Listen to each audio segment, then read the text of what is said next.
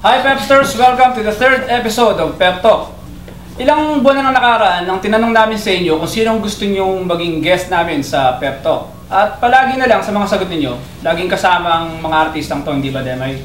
Yes, tama yan sir. Actually, prior to that, madalas na namin nababasa sa Twitter trending topics ang pangalan nila. Kaya due to insistent public demand and thank you din no, sa help ng Star Magic, narito na sila para sa inyo Pepsters, Daniel Padilla and Catherine Bernardo. Yes!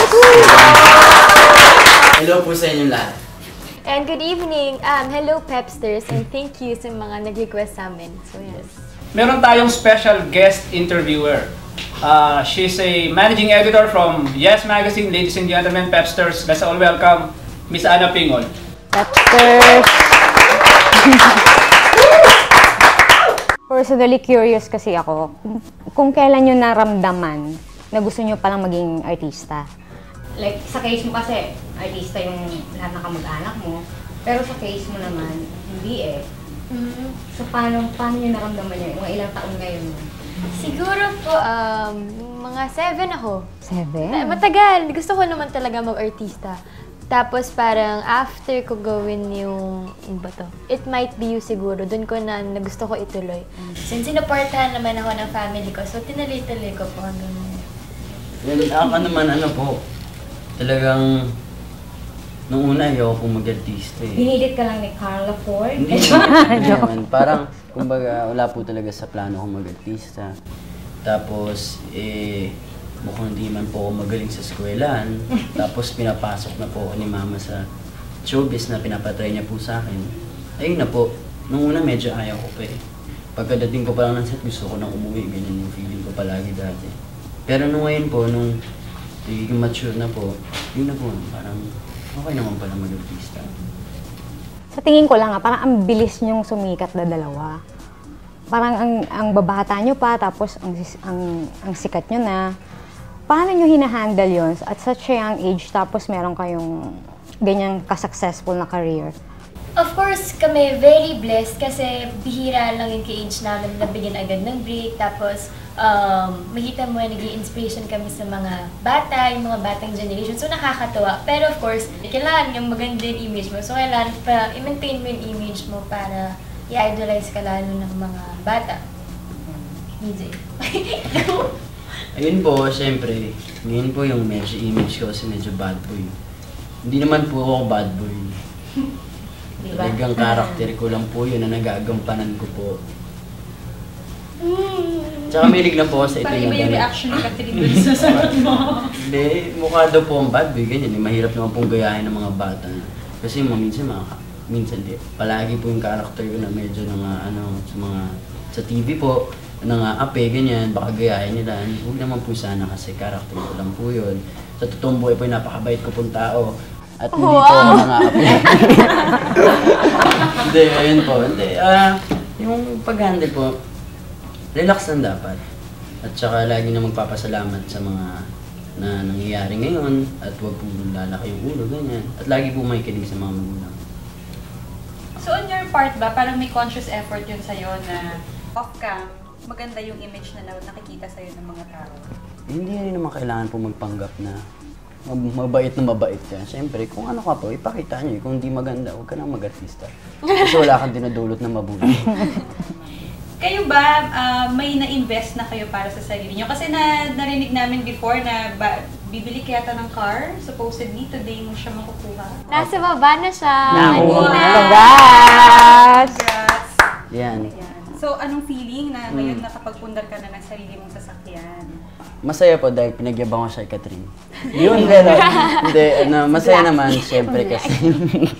Hindi, masaya po. Siyempre nakita mo yung mga trabaho na pinagpapagura mo, nakita mo po, gumagalaw pa.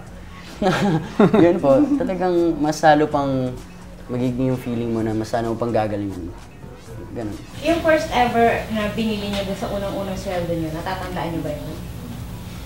Ako aso. Anong kaso? Kasi akala ko naman kung gano'ng kalaki yung kinita ko nung sweldo ako noon. Kasi syempre bata pa ako. Tapos sabi ko kay mama, yung kinita pang bibili ko ng aso. Eh, syempre, akala ko naman, bata ko, yun pala, sobrang abono pala si mama kasi ang liit-liit lang naman ng talent fee, syempre, pag bata ka. So, ayun, binili ko yung aso ko na yun, tapos doon nag-start lalo, yan, puro Shih Tzu na yung binili ko. Tapos, yun, marami na ang aso. Ilan aso mo? Ngayon, sa Kabanatuan madami, pero dito sa Manila, Bigyan mo si Daniel ng isa. Marami na rin po ang aso. Okay na po.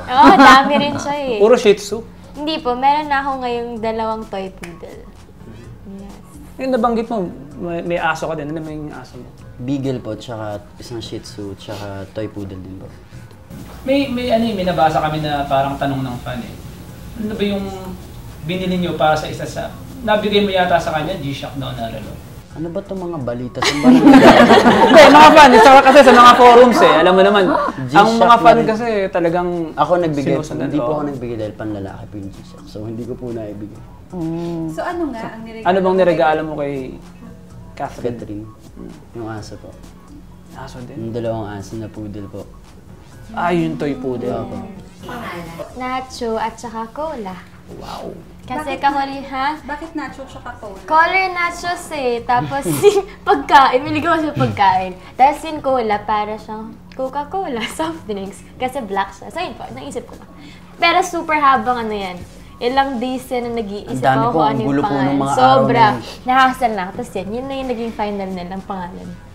Eh, ikaw, Cass, may binigay ka ba sa kay DJ na ano? Prayers. Prayers. Prayers? Ano ba? Gabi-gabi ba? Gabi-gabi to, gabi-gabi. Napapakinabangan ano? Papalabangan ko naman po yung mga pagkalasal mo para sa akin. Pray over, ganun. Pray over sa Yawa ni ulo. the healing. Dahil sa kasikatan nyo ngayon, may panahon pa ba kayo para makaisip na mag-aral, bumalik sa ano, pag-aaral? Si Catherine po nag-aaral po siya ngayon. Ako po hindi. Pero ito, may bala ka ba? Napansin niyo po, yung pag sinasabi ko di ako nag-aaral, maraming tumatawa. Hindi, ano lang po ngayon. Kumbaga ngayon. Bakit nga kaya? Ba't ganun? Nabanggit ko nga po kanina, hindi po ako magaling sa pag-aaral. Hindi, mag-aaral na po ako ngayon. Oo. Anong kukunin mo? Ano ko niyo?